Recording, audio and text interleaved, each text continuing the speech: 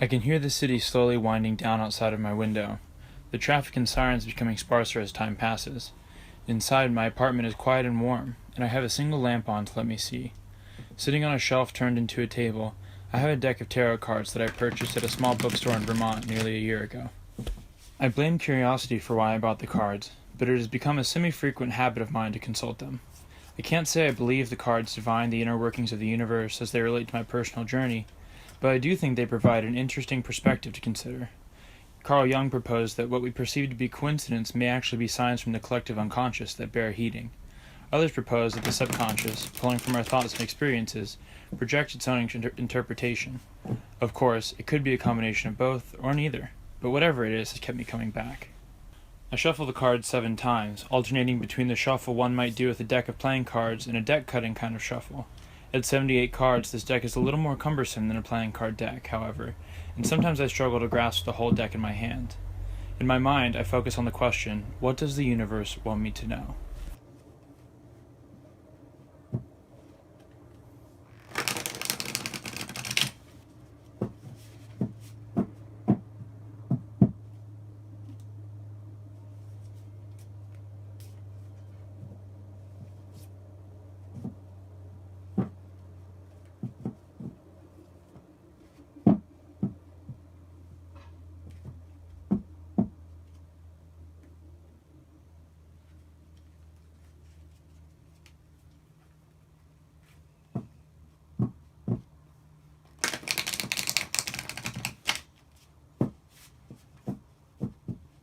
After the 7th shuffle, I splay the cards and select 11 cards that seem to pop out to me.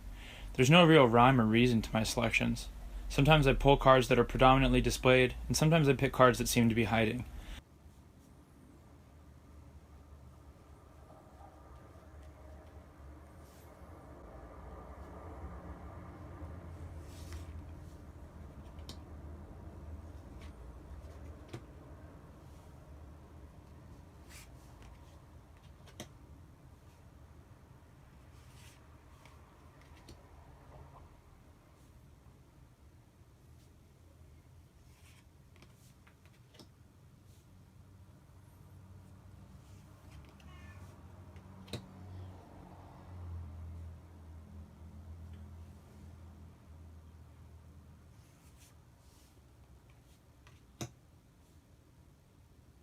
I forget how many cards I've picked and have to count and recount to make sure I don't pick too many or too few.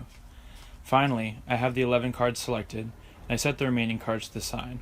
The tarot deck is comprised of 22 numbered cards, called the Major Arcana, and 56 Minor Arcana cards, divided into 4 suits and counting from Ace to King.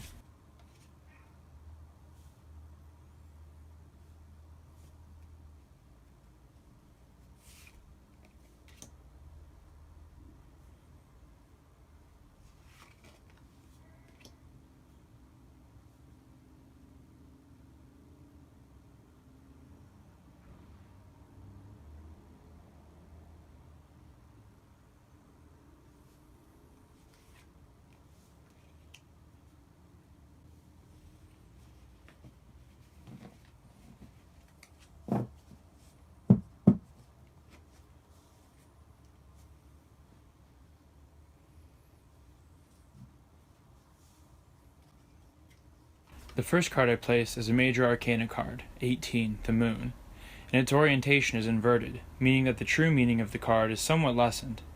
A card in this position is supposed to represent me and my innermost desires. The card's art displays a child and her faithful dog standing in a fearful dark landscape, but the weeping moon illuminates the pair's path home. The message of this card is to move forward without a clear idea of where I am coming from, where I am, or where I am going. I do not have to fear the unknown if I have faith and intuition.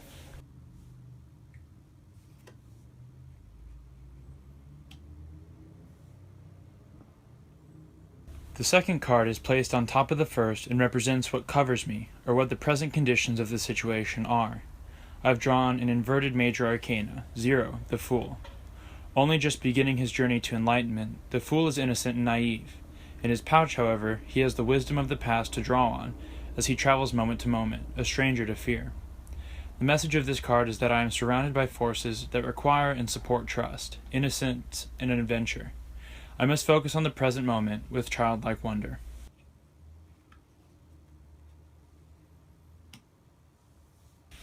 After the Fool, I draw the Six of Hearts, also inverted, and place it in the third position, across the first two. A card in this position describes what crosses me, or obstacles in any form.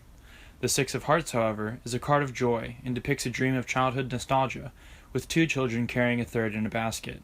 Unconditional love, giddy laughter, and non-critical innocence are brought to mind. In this position, the meaning of the card is a warning about too much or too little playfulness blocking progress. Childish behavior may block my path, or my inner child may be neglected. I don't draw this card infrequently. The chance of pulling this card twice is 1 in 6,084, so seeing a card more or less frequently is improbable to say the least.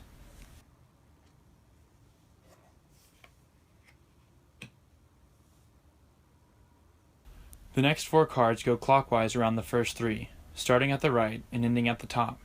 At right, in the position describing what is before me, or the short-term outcome of the situation, is an upright 16, the Tower, a foreboding card telling of future instability or the breakdown of established structures.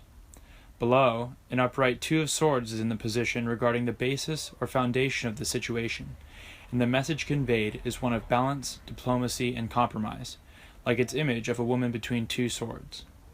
In the position explaining past conditions and influences at the left, the upright 6 of Wands is about victory and the repercussions of having been selfish or generous in sharing success with others. The last in these surrounding cards is the upright Ace of Wands in the top position, what crowns me, or how I would like to see things progress. The Ace of Wands depicts a scene of energy and power, and the message is one of initiating new projects and unfettered progress. These 4 cards provide a lot of interesting ideas to think about, and frankly, I feel a little apprehensive about the negativity that pervades the meanings of the cards. An unstable or unsettling future? Have I been balancing my life well? What victories have I experienced, and did I share my success with others? The initiative message of the Ace of Wands is empowering and reassuring. The final 4 cards line up along the right from bottom to top, and their positions represent how I must conduct myself, how others support and understand me, my hopes and fears regarding the situation, and the final outcome. At the bottom is an inverted 3 of Swords, Sorrow. This card depicts a figure slipping into a crevasse of despair as they've met the collision of their fantasy realm and reality. In this position, the meaning of the card is one of working through negative emotions without succumbing to self-pity or jealousy. This seems to corroborate with the Tower.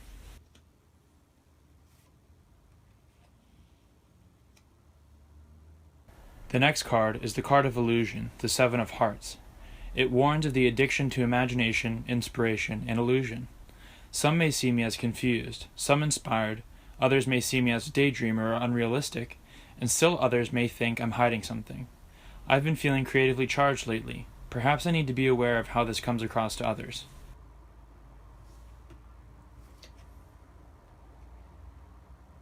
For my hopes and fears, the 10 of Pentacles, protection was drawn. Its image is that of a castle, secure and permanent, founded on a basis of ancestry and heritage. The message is one of hoping for financial security and fear of failure, which speaks directly to me. The compulsion behind many of my actions is of hope for financial security and independence from my parents.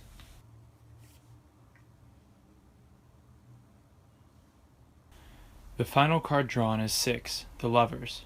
As a final outcome, this is a peculiar card, describing the conflict between true love and carnal love. The message is that I will be forced to choose between keeping what I have and going for what I think I want. As I approach the conclusion of my time at school and look towards a future in other places, relationships, romantic, friendly, and with myself even, will change dramatically.